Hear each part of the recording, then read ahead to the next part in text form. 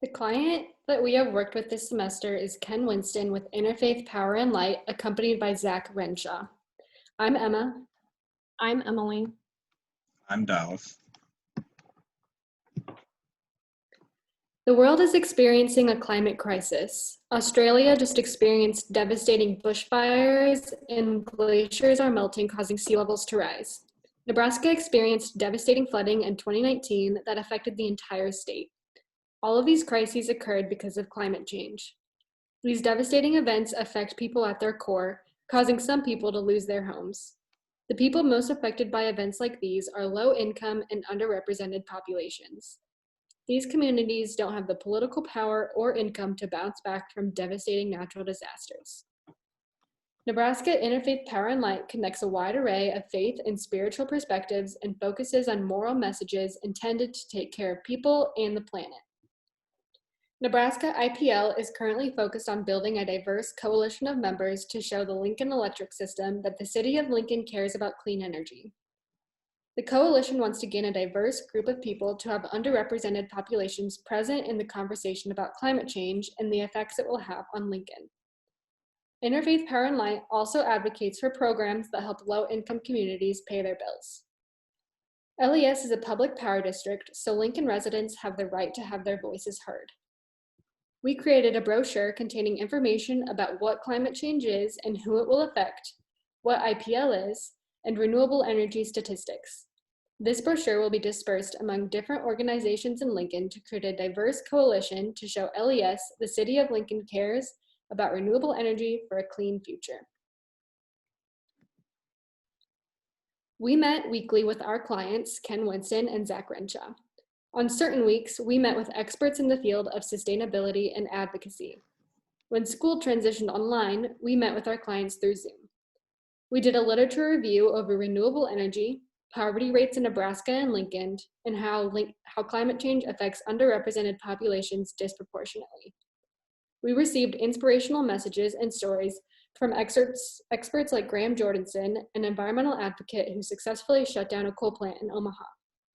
These messages were inspiring to hear and provided us with insight and motivation to create an enticing brochure that will let organizations in the community understand what the climate change fight means.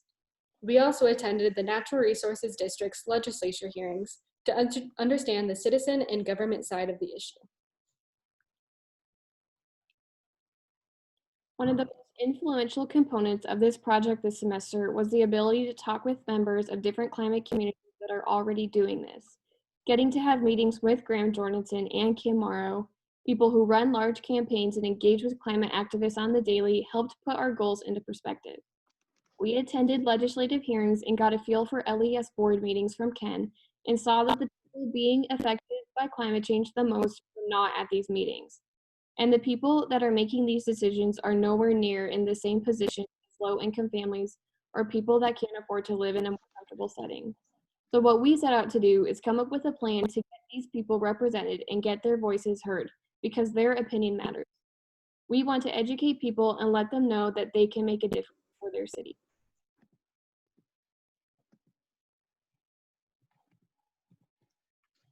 With this project, our main goal was to get more people to support our clients' fight in advocating for 100% renewable energy in Lincoln. Given that our client is an interfaith organization, we were tasked with connecting people on the basis of moral sensibility while also providing them with the tools and information necessary to become an impactful member of the coalition. One valuable insight gained in talks with former director of IPL, Kim Morrow, was the idea of keeping messaging positive.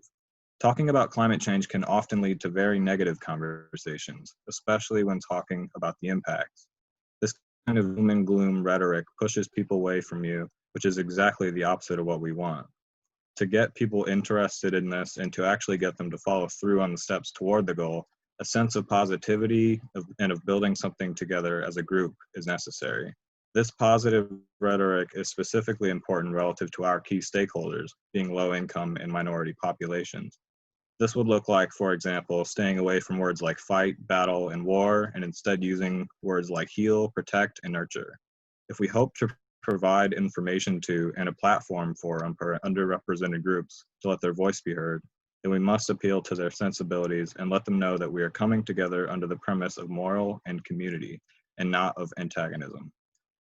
As far as educational materials go, this brochure has information regarding the effects of climate change in general, as well as effects locally.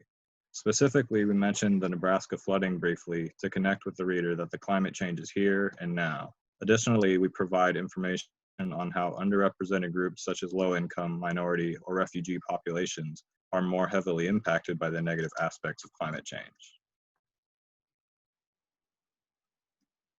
So for our project, we took a look at a community that's already doing this. Rockport, Missouri is the closest city to Lincoln that is completely and at 100% powered by wind energy. Although they have a much smaller population compared to Lincoln, they rely on just 4 wind turbines to power the whole town of 1,300 people. They use approximately 13 million kilowatt hours of electricity each year, and it's predicted that these 4 turbines will produce 16 million kilowatt hours each year. Lincoln can use this town, which is only about an hour and a half drive, as a model and as inspiration to want to be powered by wind energy and to see if we can reduce Lincoln's overall use of power to make this more achievable.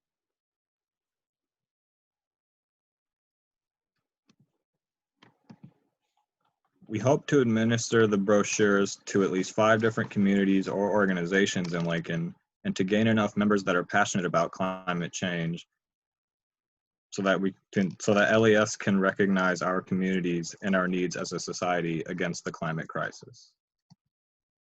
Thank you for your time, and I hope you enjoyed our presentation over Interfaith Power and Light.